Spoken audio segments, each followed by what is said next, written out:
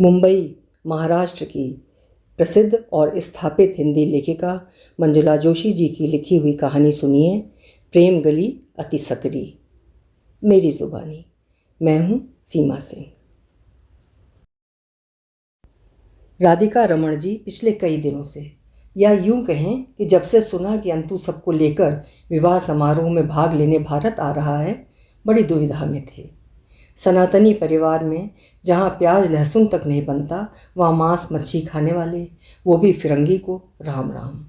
कोई कैसे अपना सकता है? बच्चे को बाहर क्या भेजा, पूरा बदल गया। ये तो अच्छा हुआ कि बाहर जाने से पहले जबरन अंतु का विवाह शर्मा जी की बेटी से कर उसे मधुरिमा के साथ बांध दिया, नहीं तो वो भी फिरंगी ब्याह लाता। देखो तो कैसी निर्लज्जता से हमारे पुरखों की ड्योढ़ी अपवित्र करने चला आ रहा है। बेटा रघु, हमारी ज़िंदगी के अब कुछ ही दिन बचे हैं। हम सफाई से बिना दाग लगे निकल जाएं, बस यही कामना है। ऊपर सबको क्या जवाब देंगे कि नहीं संभाल सके कुल की मर्यादा। बेटा उनको मना कर दो, वे जहाँ हैं सुखी रहें, यहाँ आकर भ्रष्ट न करें। बाबूजी आप फिक्र ना करें, मैं बात कर लेता हूँ। अल्पना सुन रही थी। वो अपने पति की भावनाओं को अच्छी तरह जानती थी, पर बेटा इतनी दूर से सबको लेकर आ रहा है, उसे कैसे मना कर सकते हैं। पिता पुत्र के अहम के टकराव के कारण सालों से बेटे से नहीं मिले हैं, और अब जब वो आने की सोच रहा है तब भी इसी कोशिश में लगे हैं कि वो ना आए। बातें जितनी बढ़ाओ बढ़ती जाती हैं। दूरियां मिटाने के लिए उसे बोलना ही होगा। अपने यहाँ अतिथि भगवान होते हैं, अब ये अतिथि ही तो हैं। दूर विदेश में बसे पाहुणे कुछ दिन बिताकर चले जाएंगे, उनको मना करना आपकी गरिमा को शोभा नहीं देगा। ये तुम्हारी ममता बोल रही है, मेरे लिए भी इतना आसान नहीं है। बिना सोचे विचारे अपनी मर्जी से फिरंगी से बेटी ब्याह दी, सब झटका खा गए थे। तुम्हें याद है ना दद्दा ने कैसा कोहराम मचाया था। अन्न त्याग दिया, समाज भी कहाँ चुप रहा। हमारा पानी उतार के रख दिया था तुम्हारे लाडले ने। इन फिरंगियों का क्या भरोसा, 4 दिन में छोड़ दें। विदेश में भारतीय कम थे क्या? छोटा मुंह बड़ी बात है। छोड़ने का चलन अब यहाँ भी चल पड़ा है। सच पूछो तो एक और पश्चिम वाले हमारी संस्कृति को अपना रहे हैं, वहीं दूसरी ओर हमारे नौजवान पश्चिमी सभ्यता को अपनाने में सारी मर्यादा तोड़ते चले जा रहे हैं। पुरानी बातें छोड़िए, जो होना होता है वही होता है। आप ही कहते हैं ना कि जोड़ियाँ ऊपर से बनकर आती हैं, तो उसका जोड़ा विदेशी होगा। अब सब आ रहे हैं तो आने दीजिए, आखिर है आपका ही परिवार ना। ठीक है, आएं, लेकिन यहाँ न ठहरें। मैं सोच रहा हूँ सांप मरे और लाठी न टूटे, क्यों ना उनको होटल में रुकवा दें, यहाँ आते जाते रहेंगे। रघु के सुझाव पर सब एकमत हुए। अल्पना को राहत मिली। बस एक बार सामना हो जाए, स्नेह के धागे अपने आप खींच लेंगे। संबंधों को बनाए रखने के लिए मिलना, बातें करना ज़रूरी है। कई बार बड़ी गुत्थियाँ अपने आप सुलझ जाती हैं। सालों बाद अपनी पुश्तैनी ड्योढ़ी पर कदम रखते ही अनंत के सामने अतीत साक्षात हो गया। मधुरिमा और बच्चे साथ थे। चारों ने जूते उतारे, हाथ धोकर मंदिर में घुसे। झुककर भगवान के सामने मस्तक झुकाया तो बूढ़े बाबूजी की आंखें डबडबा गईं। पिछले कई दिनों से इनके आने की तैयारियां देखकर उन्हें ऐसा लग रहा था कि कोई अजनबी आ रहा हो, पर यह तो अपना ही निकला। वे उठ खड़े हुए। He is my grandpa, 85 years old. I told you so many things about him. He is my role model. Oh my God, so active and graceful. बाबूजी, ये थॉमस है, सीमा का पति। दोनों आपका आशीर्वाद लेने आए हैं। तब तक पति पत्नी पैरों तक झुक गए थे। अंतु बेटा तृप्ति हो गई। क्या सोच रहा था और क्या निकला। तुम तो पूरे के पूरे भारतीय हो, और दामाद जी को भी यही संस्कार दिए हैं। अरे वाह। हम विश्व नागरिक हैं, सबको अपनाते चल रहे हैं। इसी कोशिश में हम 2 संस्कृतियों के बीच लटक रहे हैं। मधु इसी कोशिश में लगी रहती है कि बच्चे अपनी मिट्टी से जुड़े रहें। यहाँ रहकर भी हम शायद इतने भारतीय ना हो पाते जितने वहाँ हैं। इसने अपनी जाति के लोगों के साथ साथ दूसरे भारतीयों के साथ भी संपर्क जोड़ के रखा है। इससे हर तीज त्यौहार हम उसी उमंग से, उसी तड़क भड़क से मनाते हैं। शनिवार मंदिर जाते हैं, वहाँ भजन कीर्तन में भी जोरदार हिस्सा लेते हैं। अब तो थॉमस भी हमारे साथ जाता है। अनंत मानो विदेश में स्वदेशी बने रहने की सफाई दे रहा था, जबकि सच तो ये था कि वहाँ उनकी स्थिति त्रिशंकु की थी, ना तो पूरे भारतीय ना ही पूरे विदेशी। संस्कार इधर खींचते और यथार्थ उधर। इतने वर्षों वहाँ रहकर भी अब तक अजनबी ही रहे। इस दुधारी जिंदगी में सबसे अधिक पिसी तो सीमा, जिसे घर पर माँ बाप संयम सिखाते और बाहर मित्र खुलापन। मंदिर और डिस्को में तालमेल बिठाते हुए इतना उलझ गई कि आखिर अनंत ने विचार किया कि सीमा कभी भारत जाकर बसने वाली नहीं है। वो यहीं पली बढ़ी है। हमारे संस्कार इतने गहरे हैं कि उन्हें छोड़ नहीं पाएगी। फिर भी उसे अपने निर्णय लेने का अधिकार है। उसे ज़िंदगी अपने ढंग से जीने की आज़ादी दे दी और वो घर से दूर हॉस्टल में रहने लगी। यहीं उसकी दोस्ती थॉमस से हुई। दोस्ती बढ़ते बढ़ते शादी तक पहुंच गई। इसीलिए सब नाराज़ हैं। मधुरिमा की आवाज़ ने विचारों की कड़ी तोड़ी। आप तो ऐसे बता रहे हैं जैसे हम पहली बार आए हैं। पहली बार तो थॉमस आया है, बाबूजी सब जानते हैं। पिछली बार जब हम मिले थे तब सीमा बिटिया ने कितने सुंदर श्लोक सुनाए थे। घर गृहिणी का होता है, जाओ बाकी सबसे मिल लो, कब से राह देख रहे हैं। जाना कहाँ है, सब यहीं तो हैं, देखिए। कमरा अंदर बाहर भरा हुआ था। एक तो शादी ब्याह का घर, ऊपर से परिवार के विदेशी बेटी दामाद को देखने के लिए सब एक दूसरे के ऊपर लटके सारी बातें सुन रहे थे, फुसफुसा रहे थे। फिरंगी है तो क्या हुआ, है तो कितना शालीन, जोड़ी भी सुंदर है। कमरे से बाहर निकलते ही सबने घेर लिया। अल्पना बच्चों को अपने कमरे में ले गई। उसका कमरा बड़ा था, सब उसी पर ढसर गए। रामू काका ने मेरे बक्से कहाँ रखे हैं, देखना तो। अंदर वाले कमरे में रखवा दिए हैं भाभी, ब्याह शादी का घर है, संभालना जरा। उसमें एक बक्सा बिल्लो का है, उसके कमरे में रखना है। हाथों में हरी चूड़ियाँ, गुलाबी सूट पहने सजी धजी हल्की से सकुचाती भावी वधू बिल्लो तब तक आ चुकी थी। उसने पहले से चीज़ों की लिस्ट भेज दी थी और तब से आतुर थी कि सब आया कि नहीं। हाय चाची, वाह बिल्लो कितनी प्यारी लग रही हो तुम। तुम्हारा सारा सामान आ गया है, बक्सा ठीक से रखवा लो और ये चाबी संभालो।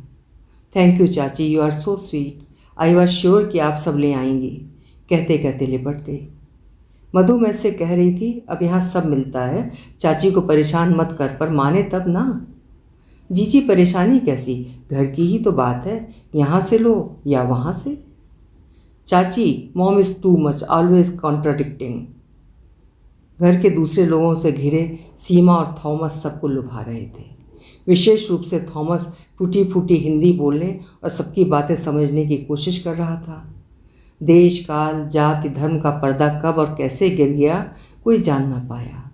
उधर अल्पना के बिस्तर पर लेटे अंतु के सिर पर माँ लगातार हाथ फेर रही थी। वात्सल्य आयु नहीं देखता। अम्मा, ये बाबूजी तो दादाजी से बढ़कर निकले, हमें होटल में रखा है, बताओ भला हम क्या छूत हो गए। सीमा ने विदेशी से शादी क्या कर ली, हमको एकदम पराया कर दिया। हमने सीमा की शादी में कितना बुलाया, पर ना वे आए ना तुम्हें आने दिया, ना किसी और को भेजा। मुझे कितनी पीड़ा हुई मैं ही जानता हूँ। मेरी तो एक ही बेटी है, पहली और आखिरी, फिर भी मैं सब भूल कर सबसे मिलने आया हूँ। क्या बताएं बेटा, वो तो बुलाना नहीं चाह रहे थे, पर मेरा मन क्या माने। तू दिल पर मत ले, देखना अपने आप वो ठीक हो जाएंगे। जब मैं बाहर पढ़ रहा था और वे स्वयं ऑफिस के काम से जब भी विदेश गए मुझसे मिलकर ही लौटे, तब इतने कट्टर नहीं थे जितने दादाजी के जाने के बाद हुए। घर के सभी उनसे डरते हैं। डरते क्या हैं, मान रखते हैं। अम्मा, मैं बाहर बैठा हूँ पर यहाँ के हालचाल जानता हूँ। सब छुप छुप कर सारे काम करते हैं। घर में सब पंडित और बाहर शराब सिगरेट मांस मच्छी सब चलता है। तुझे क्या लगता है ये सब वो नहीं जानते? इतने नासमझ नहीं हैं। परंपरा चलती रहे इसीलिए करना पड़ता है कि कोई उंगली ना उठाए। इसीलिए तुम लोगों के साथ कट्टर बनने का नाटक कर रहे हैं। उनका मन मैं खूब जानती हूँ। अम्मा जी, ये थोड़ा सामान आपके लिए है। वाह बहुत सुंदर, ये क्या थोड़ा है? मधुरिमा व्यवहार कुशल थी, वो सबके लिए कुछ ना कुछ उपहार लाई थी। आज भी उपहार विशेष महत्व रखते हैं, इस पर विदेशी उपहार की तो बात ही अलग है।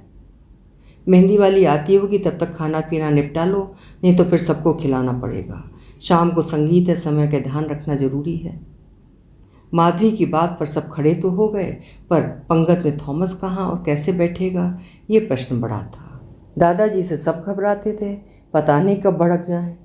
रघु भैया दादाजी से सलाह कर लेते तो। सामने से रघु भैया आते दिखे। तुम में से कुछ अनंत, सीमा दादाजी के साथ खाना खाने बैठ जाना। उस तरफ टेबल लगवा दो, नीचे बैठकर तो वैसे भी खा नहीं पाएंगे। अच्छा, मधु भाभी से पूछ तो लो कि दामाद जी अपना खाना खा लेंगे या कुछ और इंतज़ाम किया जाए। उसे भारतीय खाना बहुत पसंद है। सीमा सप्ताह में 3 दिन अपनी तरह का और 3 दिन उनकी तरह का पकाती है। देखते देखते वो भी शाकाहारी बन गया है। मधु की बात से सबको राहत मिली। पंगत बैठा दी गई। टेबल की व्यवस्था का गूढ़ार्थ अंतु समझ गया। उसका चित्त उचट गया, पर थॉमस क्या समझे। वो तो स्वाद से, सफाई से, पूरी को उंगलियों से तोड़कर हर चीज़ में बारी बारी से लपेटकर खाने में ऐसा मगन था मानो वो यही खाता आया हो। ये देखकर पास बैठा पंकज अचंभित रह गया। आखिर पूछ ही बैठा, how did you learn the Indian way of eating? सीमा's mom taught me. It's really an art to eat with fingers. Pankaj सोचने लगा, सचमुच उंगलियों को तरह तरह से मोड़कर खाना मुंह में डालना, अंगूठा चूसकर हथेलियां चाटने की प्रक्रिया में पूरा हाथ साफ करना अपने आप में कलाकारी ही तो है। मेहंदी लगवाना शुरू हुआ तो थॉमस मेहंदी लगाने की कला से इतना प्रभावित हुआ कि फ़ोटो पर फ़ोटो लेता रहा। कुछ देर बाद सीमा समझाकर कमरे में ले गई कि ये महिलाओं का कार्यक्रम है और संगीत में रात देर तक जागना होगा, तो थोड़ा आराम जरूरी है। उनके जाने के बाद काफ़ी देर तक चर्चा चलती रही। नीले रंग की घाघरा चोली और उसी से मेल खाते चूड़ीदार पैजामे, कुर्ते और जैकेट में सीमा और थॉमस को देख सबकी आंखें ठहर गईं। दोनों सहज, शांत और प्रसन्न थे, किसी तरह की बनावट नहीं। बीच में उनसे गाने का आग्रह किया गया तो पहले सीमा ने अकेले हिंदी में और बाद में दोनों ने मिलकर अंग्रेज़ी गाने गाए। फिर सबके साथ मन भर कर नाचे और तो और चाट पकौड़े भी बेपरवाही से जमकर खाए। 2-3 बार मधु ने चिताया भी, पर सुनता कौन है। बेटी का विवाह सुख दुख का संगम है। इतने उत्साह के बीच बेटी को विदा करने का दुख छलक ही जाता है। मधु चौकी लगाकर कुमकुम अक्षत की थाली में पीले छोटे कटे कपड़े, नज़र उतारने के लिए राई नमक की पुड़िया, पैरों से तोड़ने के लिए एक के ऊपर एक रखे मिट्टी के छोटे पतले सकोरे आंगन में जमा आई। बैठने के लिए दरी बिछी थी। चलो, सब हल्दी चढ़ाने का समय हो गया है, फिर लड़के वाले आएंगे, यहाँ का काम निपटाकर हमें लड़के वालों के यहाँ जाना होगा। गोधूली लगन है, समय कहाँ निकलेगा पता नहीं चलेगा। जीजी बिल्लू को लेती आइए। बुआओं और बहनों के साथ हल्के गुलाबी कपड़ों में बिल्लू आकर चौकी पर बैठ गई। बुआ ने टीका लगाकर पीले टुकड़े उसके पैरों, हाथों, कंधों और सिर पर रख हल्दी लगाने की शुरुआत करते ही पारंपरिक गीत शुरू हो गए, जिनमें कुछ इतने मार्मिक कि आज के बदले संदर्भ में भी सबको द्रवित कर गए। बेटी की विदाई का सोच माधवी सुबह उठी, साथ ही सबकी आंखें भीग गईं। वातावरण कुछ पल को गमगीन हो गया। रोना धोना बंद करो, सुना नहीं क्या? आजकल बेटियां विदा होती हैं, अलविदा नहीं।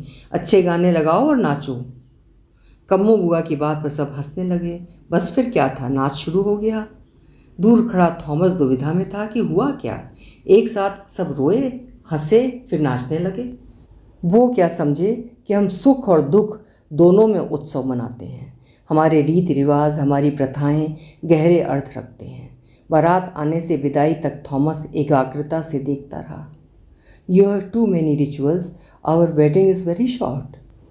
अब उसे कौन समझाए कि हमारे यहाँ गणपति के साथ सारे देवी देवता, पितृगण, सारे करीबी रिश्तेदार, बुआ, मामा, बहनें, भौजाइयाँ, सबका अपना महत्व है, सबके अलग अलग काम हैं। एक तरह से शादी समन्वय ही तो है, परिवारों का, रीति रिवाजों का, प्रथाओं का, सुख दुख का। देर रात बिल्लो विदा हुई। बेटी के विदा होते ही भरे पूरे घर में एकदम सन्नाटा छा गया।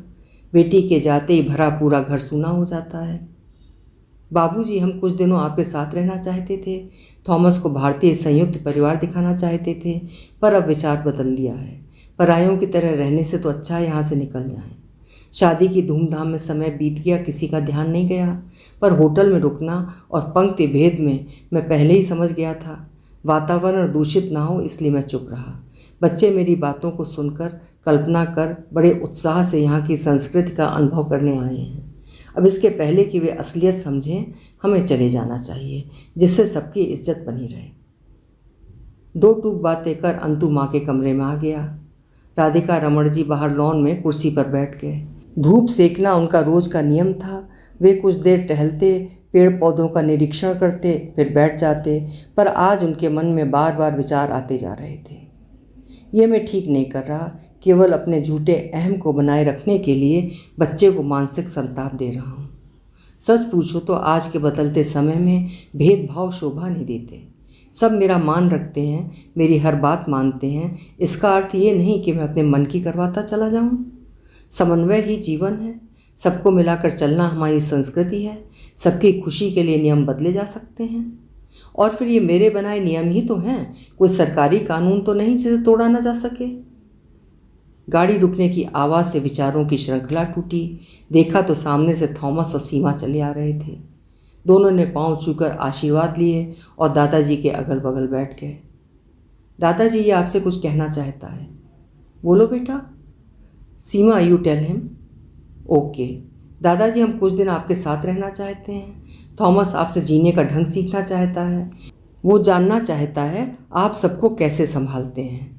उनके वहाँ तो बड़े होते ही माता पिता बच्चों को दूर कर देते हैं और फिर वे बुढ़ापे में अकेले हो जाते हैं, जबकि यहाँ अब तक सब बड़ों के हिसाब से चलते हैं। वो आपकी पूरी दिनचर्या देखना चाहता है। यस, शी इज़ राइट दादाजी, I want to see closely how you manage things. इतनी देर में मधुरिमा और अंतु भी आ गए। Thomas, we want to show you some more places in India. Seema, हम प्रोग्राम बदल रहे हैं। पर हम तो पूरी छुट्टियां यहीं घर पर सबके साथ बिताने वाले थे। हाँ, पर प्रोग्राम बदल भी तो सकते हैं ना। इतनी देर से चुप बैठे राधिका रमण जी ने जोर से आवाज़ लगाई। रघु, आया बाबूजी।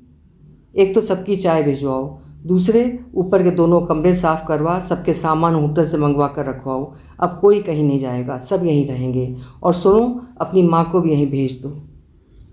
दादा, यू आर सिंपली ग्रेट। सीमा दादाजी के गले में झूल गई। प्रेम गली अति सांकरी। अभी आप सुन रहे थे मंजुला जोशी जी की लिखी हुई एक बेहद प्यारी सी कहानी, प्रेम गली अति सांकरी।